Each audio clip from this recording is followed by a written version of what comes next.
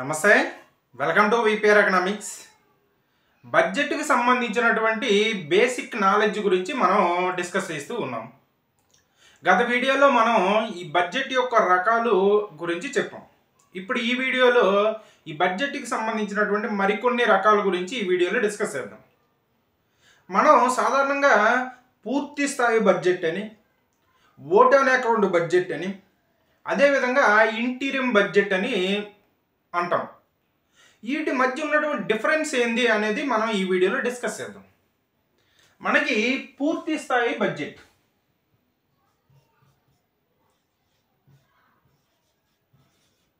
పూర్తి స్థాయి బడ్జెట్ ఈ పూర్తి స్థాయి బడ్జెట్ని మనం సాధారణంగా ఒక ఆర్థిక సంవత్సరానికి ప్రవేశపెట్టడం అనేది జరుగుతుంది. అంటే 12 నెలల కాలానికి ఈ పూర్తి స్థాయి బడ్జెట్ని ప్రవేశపెడతాం. ఎన్ని నెలల కాలానికి? 12 నెలల కాలానికి పూర్తి స్థాయి బడ్జెట్ని ప్రవేశపెట్టడం అనేది జరుగుతుంది. అయితే ఈ పూర్తి స్థాయి బడ్జెట్లో పార్లమెంట్లో చర్చించిన తర్వాత ఆమోదించడం అనేది జరుగుతుంది. అంటే ఈ బడ్జెట్ పైన చర్చ అనేది జరుగుతుంది. అదేవిధంగా సాధారణంగా మనకి బడ్జెట్లు ఏముంటాయి?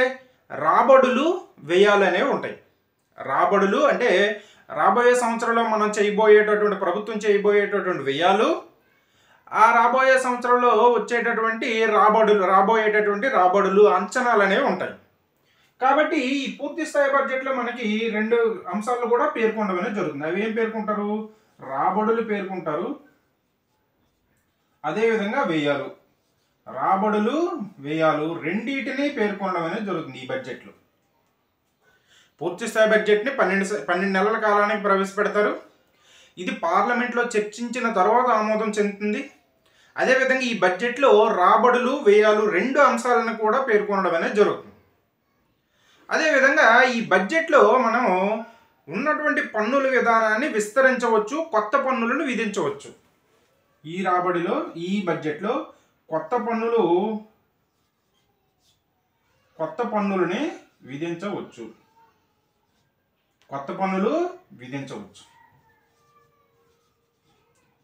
కొత్త పన్నులని విధించవచ్చు. అదేవిధంగా ఉన్నటువంటి పన్నుల వ్యవస్థని విస్తరించవచ్చు. కొత్త పన్నులని విధించవచ్చు, ఉన్నటువంటి పన్నుల విధానాన్ని విస్తరించవచ్చు. అంటే రాబడి వైపు కూడా మనం చర్చిస్తామని అర్థం. అలాగే ఈ బడ్జెట్లో, ఈ పూర్తి స్థాయి బడ్జెట్లో కొత్త భారీ పథకాలను కూడా ప్రవేశపెట్టడానికి అవకాశం అనేది ఉంది. కొత్త పథకాలు ప్రవేశపెట్టవచ్చు.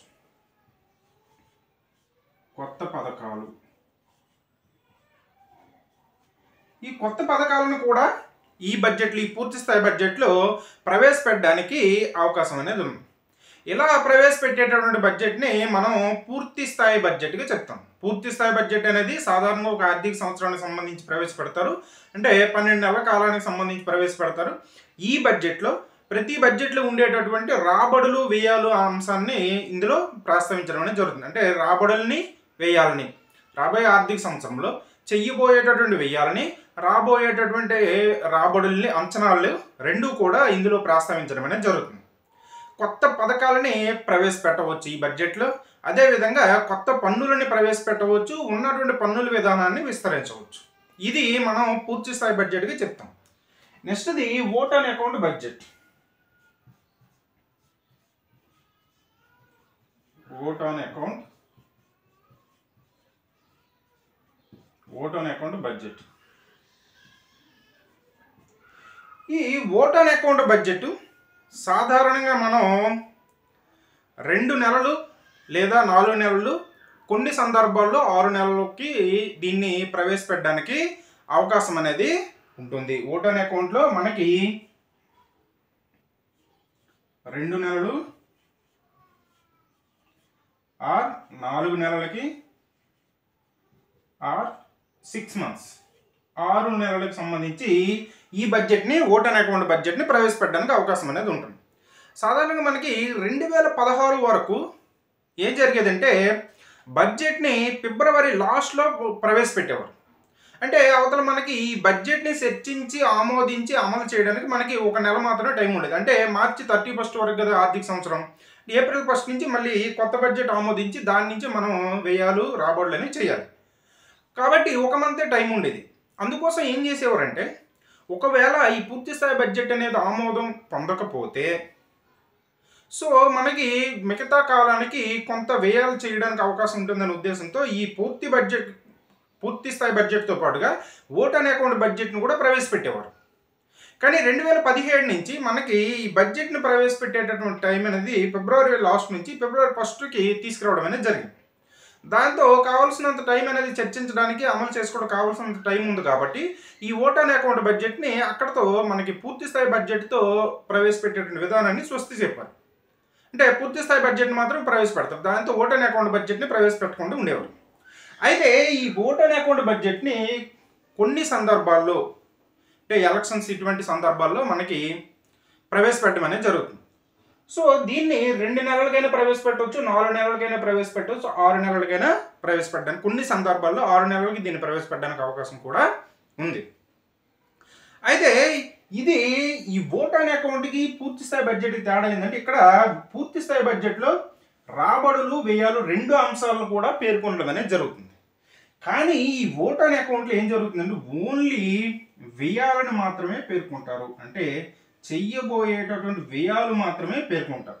ఆ వ్యయాలు కూడా ఎంత మొత్తం బడ్జెట్లో 1/6 వంతు 1/6 వంతు అంటే 2 నెలలకు పేర్కొంటే 2 నెలల్లో లేదా 4 నెలలు పేర్కొంటే 4 నెలల్లో 6 నెలలు అయితే 6 నెలల్లో మొత్తం బడ్జెట్లో 1/6 వంతు మాత్రమే ఆ సమయంలో మనం వేయించేయడానికి ఈ ఓట్ అనే అకౌంట్ బడ్జెట్లో పేర్కొనడం అనేది జరుగుతుంది. ఓట్ అనే అకౌంట్ బడ్జెట్లో ఓన్లీ వ్యయాలకు సంబంధించిన అంశాలు మాత్రమే పేర్కొంటారు. ఎంత ఖర్చు చేస్తారనేది పేర్కొంటారు తప్పించి ఆ సమయంలో ఎంత రాబడి వస్తుంది అనేటువంటి అంశాన్ని పేర్కొనరు. అదేవిధంగా ఇక్కడ పూర్తి స్థాయి బడ్జెట్లో ఏంది పార్లమెంట్లో చర్చ జరిగి పార్లమెంట్ ఆమోదం పొందింది. కానీ ఈ ఓట్ అనే అకౌంట్ బడ్జెట్లో ఎటువంటి చర్చ అనేది జరగదు. ఓట్ అనే అకౌంట్ బడ్జెట్ పైన ఎటువంటి చర్చ ఉండదు. చర్చించకుండానే దీన్ని ఆమోదించడం అనేది జరుగుతుంది ఓట్ అనే అకౌంట్ బడ్జెట్ని. అలాగే ఈ ఓట్ అనే అకౌంట్ బడ్జెట్లో కొత్తగా ఎటువంటి పన్నులని ప్రవేశపెట్టడం కానీ ఉన్నటువంటి పన్నులను విస్తరించడం కానీ ఇటువంటి అంశాలు ఏవి చెయ్యరు. పన్నులని ప్రవేశపెట్టరు. కొత్త పన్నులను విధించడం కానీ ఉన్నటువంటి పన్నుల విధానాన్ని విస్తరించడం కానీ ఇటువంటివి ఏమీ చెయ్యరు. ఎందుకంటే ఉన్న తక్కువ కాలంలో ప్రభుత్వం అనేది తక్కువ కాలానికి ఉంటుంది కాబట్టి ఎలక్షన్స్ టైంలో గట్రా కావచ్చు ఆ 2 నెలలకి ప్రభుత్వం 2-3 నెలలు లేకపోతే 4 నెలలకు సంబంధించి మనకి ఈ ఓట్ అనే అకౌంట్ బడ్జెట్లో ఎక్కువగా ఇటువంటి అంటే ప్రయత్నాలు అనేవి చేయరు అంతగా. 2 నెలల కాలానికి లేదా 4 నెలల కాలానికి లేదా 6 నెలల కాలానికి దీన్ని ప్రవేశపెడతారు. అలాగే వ్యయాలు మాత్రమే పేర్కొంటారు, రాబడులు పేర్కోరు. ఈ బడ్జెట్కి దీనికి తేడా ఏంటంటే ఇక్కడ రాబడులు వ్యయాలు 2 పేర్కొంటారు. కానీ ఓట్ అనే అకౌంట్ బడ్జెట్లో ఓన్లీ వ్యయం అంటే చెయ్యబోయిన ఖర్చునే పేర్కొంటారు తప్పించి దానికి ఆ ఖర్చు చేయడానికి రాబడులు ఎలా వస్తాయి అనేటువంటి అంశాలను పేర్కొంటారు. అదేవిధంగా కొత్త పన్నులు ప్రవేశపెట్టరు, ఉన్నటువంటి పన్నులను విస్తరించరు. అలాగే ఎటువంటి కొత్త పథకాలను కూడా ఇందులో ప్రవేశపెట్టడం అనేది జరగదు. ఇది ఓట్ అనే అకౌంట్ బడ్జెట్. నెక్స్ట్ అది ఇంటీరియం బడ్జెట్.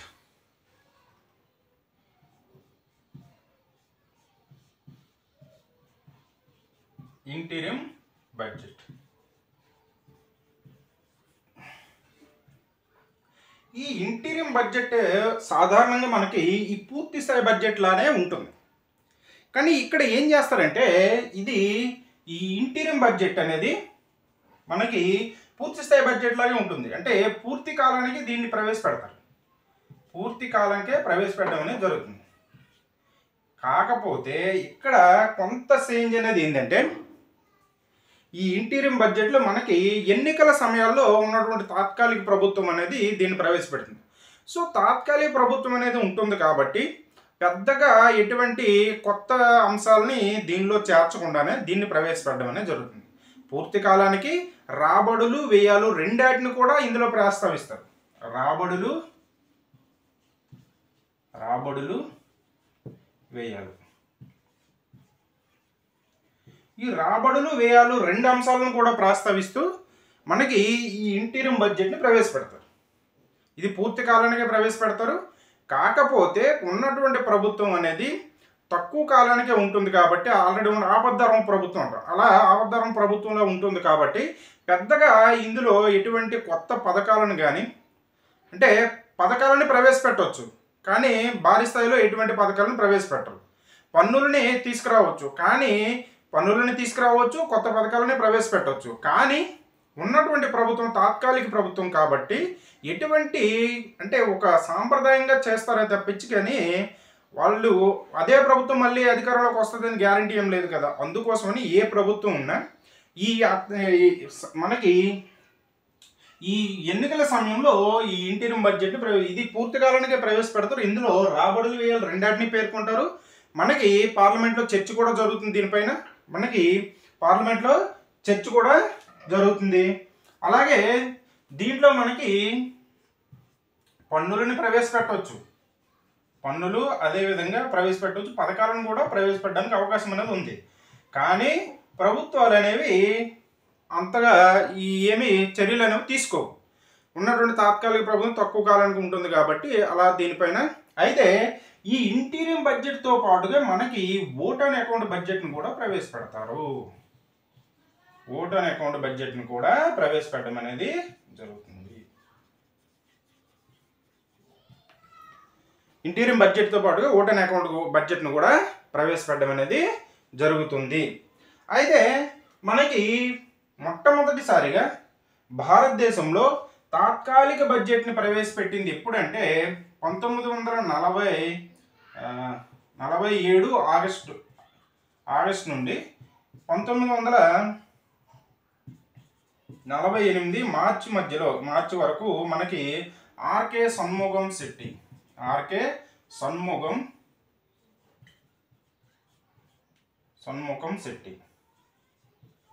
ఈయన ప్రవేశపెట్టడం అనేది జరిగింది.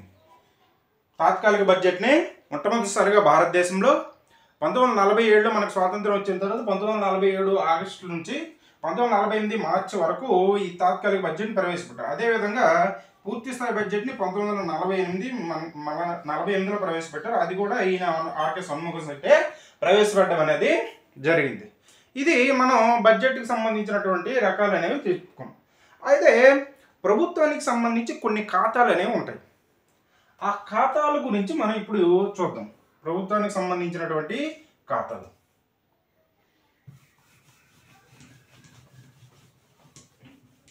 ఆ ప్రభుత్వానికి సంబంధించిన ఖాతాలు ఏంటంటే సంఘటిత నిధి, ఆగంతుక నిధి, ప్రభుత్వ ఖాతా అనేటువంటి అంశాలు అనేవి ఉంటాయి. సంఘటిత నిధి, దీన్నే కన్సాలిడేటెడ్ ఫండ్ అంటాం.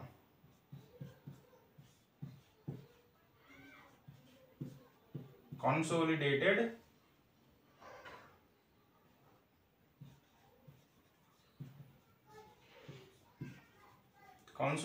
ఫండ్ అంటాం, సంఘటిత నిధి. సాధారణంగా మనకి ఇది ఆర్టికల్ 266 ప్రకారం దీన్ని ఏర్పాటు చేయడం అనేది జరిగింది. ఆర్టికల్ 266(1). దీని ప్రకారం మనకి ఈ సంఘటన నిధి అనేది ఏర్పాటు చేయడం అనేది జరిగింది. అయితే ఈ ప్రతి కేంద్రానికి సంబంధించిన కేంద్రానికి ఉంటుంది, ప్రతి రాష్ట్రానికి దాని యొక్క సంఘటన నిధి అనేది ఉంటుంది. సాధారణంగా ఈ సంఘటన నిధికి సంబంధించినటువంటి అంశాన్ని మనం బడ్జెట్గా చెప్పడం అనేది జరుగుతుంది. ఈ ప్రభుత్వానికి వచ్చేటటువంటి రాబడులు, అంటే రుణాల ద్వారా వచ్చిన రాబడులు కావచ్చు, పన్నుల ద్వారా వచ్చిన రాబడులు కావచ్చు, గ్రాంట్స్ ద్వారా వచ్చే రాబడులు కావచ్చు, ఇలా ఏ విధంగానైనా సరే ప్రభుత్వానికి వచ్చేటటువంటి రాబడులు అనేవి ఈ సంఘటిత నిధి కన్సాలిడేటెడ్ ఫండ్కి జమ చేయడం అనేది జరుగుతుంది. అలాగే ప్రభుత్వం చేసేటటువంటి ఏ ఖర్చు అయినా, అది రెవెన్యూ వ్యయం కావచ్చు, మూలధన వ్యయం కావచ్చు, ఏ రకమైన వ్యయమైనా సరే ప్రభుత్వం చేసే ప్రతి ఖర్చు కూడా ఈ నిధి నుంచే చేయడం అనేది జరుగుతుంది, ఈ సంఘటన నిధి నుంచే చేయడం అనేది జరుగుతుంది. కాకపోతే ఈ సంఘటిత నిధి నుంచి ప్రభుత్వం అనేది ఖర్చు చేయాలన్నా, దాంట్లో రాబడులు జమ చేయాలన్నా పార్లమెంటు ఆమోదం అనేది కావాలి. ఈ సంఘటన నిధి నుంచి మనకి ప్రభుత్వం యొక్క ప్రభుత్వ రాబడులు వ్యయాలు అనేవి జరుగుతాయి. పార్లమెంట్ ఆమోదం అనేది కావాలి. దీనికి పార్లమెంటు ఆమోదం అనేది కావాలి. పార్లమెంట్ ఆమోదం అనేది కావాలి. కాబట్టి ప్రభుత్వానికి సంబంధించిన ఈ సంఘటన నిధికి సంబంధించిన అంశాన్ని మనం బడ్జెట్గా చెప్పడం అనేది జరుగుతుంది. బడ్జెట్గా చెప్పడం అనేది జరుగుతుంది. ఇది మనకి సంఘటన నిధికి సంబంధించినటువంటి అంశాలు. కన్సాలిడేటెడ్ ఫండ్ అనేది ఆర్టికల్ 266(1) ప్రకారం ఏర్పాటు చేయడం అనేది జరిగింది. కేంద్ర ప్రభుత్వానికి సంబంధించినటువంటి రాబడులు వ్యయాలు అనేవి ఈ నిధి నుంచే చేయడం అనేది జరుగుతుంది. దీని నుంచి ప్రభుత్వం అనేది ఒక్క రూపాయి ఖర్చు పెట్టాలన్నా లేదా ఒక్క రూపాయి ఆదాయం దీంట్లో జమ చేయాలన్నా పార్లమెంట్ ఆమోదం అనేది కావాలి. కాబట్టి ఈ నిధికి సంబంధించినటువంటి రాబడులు వ్యయాలకు సంబంధించినటువంటి పట్టికనే మనం బడ్జెట్గా చెప్పడం అనేది జరుగుతుంది. ఇది మనకి కన్సాలిడేటెడ్ ఫండ్కి సంబంధించిన అంశం. నెక్స్ట్ది కాంటింజెన్సీ ఫండ్.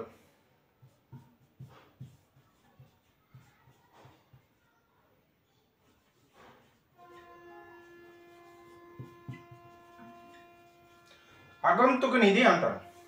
అగంతుక నిధి ఇది సాధారణంగా మనకి రాష్ట్రపతి ఆధ్వర్యంలో ఉంటుంది. దీన్ని ఆర్టికల్ 267 ప్రకారం ఏర్పాటు చేశారు. ఆర్టికల్ 267(1) దీని ప్రకారం మనకి అగంతుక నిధి అనేది ఏర్పాటైంది. ఇది రాష్ట్రపతి ఆధ్వర్యంలో ఉంటుంది. రాష్ట్రపతి ఆధ్వర్యంలో ఉంటుంది. కాకపోతే రాష్ట్రపతి పేరు మీదుగా మనకి ఆర్థిక మంత్రిత్వ శాఖ అనేది దీన్ని నిర్వహిస్తుంది.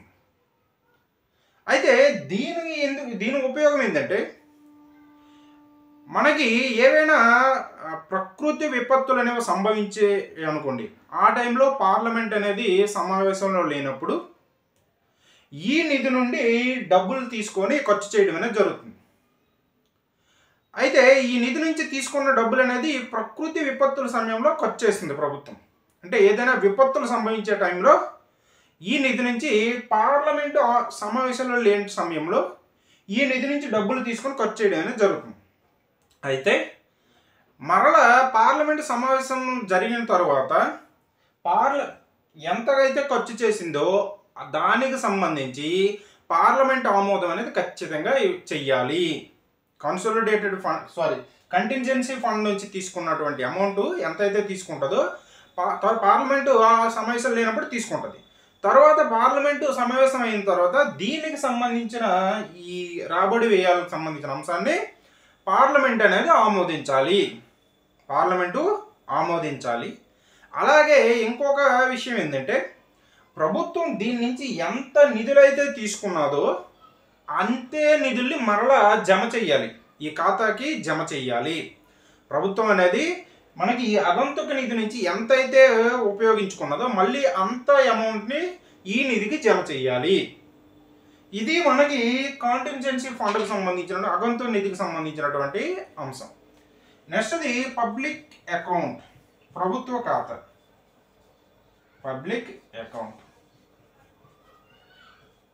ప్రభుత్వ ఖాతా. ఈ ప్రభుత్వ ఖాతాలో ఏముంటుందంటే ప్రభుత్వం యొక్క రాబడులు వ్యయాలతో పాటుగా ప్రభుత్వానికి వచ్చేటటువంటి కొన్ని జమలనే ఉంటాయి. అది ఏంటంటే మనకి ప్రావిడెంట్ ఫండ్కి సంబంధించి ఉద్యోగులకు సంబంధించి ప్రావిడెంట్ PF డబ్బులు ఈ ఖాతాలో జమ చేయబడతాయి. అలాగే అంటే ప్రజలు కట్టేటటువంటి జీవిత బీమాలకు సంబంధించిన అంశాలు కూడా ఈ అకౌంట్కి జమ చేయబడతాయి. అలాగే మనకి తపాలాకు సంబంధించినటువంటి చిన్న మొత్తాలు RDలు ఇటువంటివన్నీ కూడా ఈ లైఫ్ ఇన్సూరెన్స్లకు సంబంధించిన అంశాలు కూడా ఇందులోనే జమ చేయడం అనేది జరుగుతుంది. ఈ విధంగా మనకి లైఫ్ ఇన్సూరెన్స్లు కావచ్చు, ప్రావిడెంట్ ఫండ్ కావచ్చు, చిన్న బీమా మొత్తాలు కావచ్చు, ఇటువంటివన్నీ కూడా ఈ పబ్లిక్ అకౌంట్లో జమ అవుతాయి. వీటిని ప్రభుత్వం అనేది వాడేసుకున్న తర్వాత ఏం జరుగుతుందంటే దీనికి ఈ అకౌంట్ నుంచి ప్రభుత్వం డబ్బులు తీసుకోవడానికి కానీ ఇందులో జమ చేయడానికి కానీ పార్లమెంట్ ఆమోదం అనేది అవసరం లేదు. దీనికి పార్లమెంట్ ఆమోదం కావాలి. దీనికి పార్లమెంట్ సమావేశాలు ఉండవ టైంలో దీన్ని వాడతారు. పార్లమెంట్ సమావేశం అయిన తర్వాత దీనికి ఆమోదం కావాలి. దీనికి పార్లమెంట్ ఆమోదం అవసరం లేదు. ప్రభుత్వం ఎప్పుడు కావాలంటే అప్పుడు తీసుకోవచ్చు, ఎప్పుడు కావాలంటే అప్పుడు జమ చేయవచ్చు. అయితే ఈ ఖాతాలో జమ చేసేటటువంటి డబ్బులు అనేవి ప్రభుత్వానికి రాబడులు కావు. ఎందుకోసం? ఇప్పుడు జీవిత బీమా డబ్బులు దీంట్లో జమ చేస్తారు, ప్రభుత్వం వాడేసుకుంది అనుకో, ఆ టైము ఎక్స్పైరీ టైం అయినట్టు మనకి మెచ్యూరిటీ పీరియడ్ అయినప్పుడు మనం ఖచ్చితంగా ఆ వినియోగదారుడు కట్టినటువంటి కస్టమర్కి మనం ఖచ్చితంగా డబ్బులు అనేది చెల్లించాలి. సో ఏదో ఒక సమయంలో ప్రభుత్వం అనేది డబ్బులు అనేది తిరిగి చెల్లించాలి. కాబట్టి దీన్ని మనం రాబడిగా చెప్పకూడదు.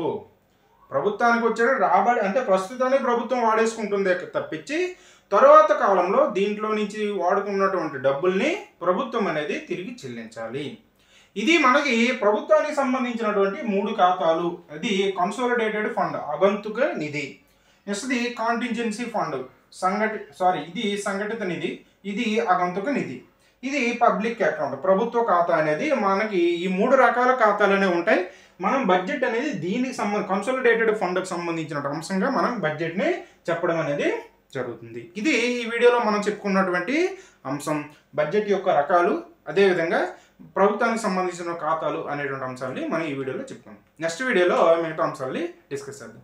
ఈ వీడియో కానీ మీకు నచ్చినట్టయితే లైక్ చేయండి, షేర్ చేయండి, సబ్స్క్రైబ్ చేయండి. Thank you.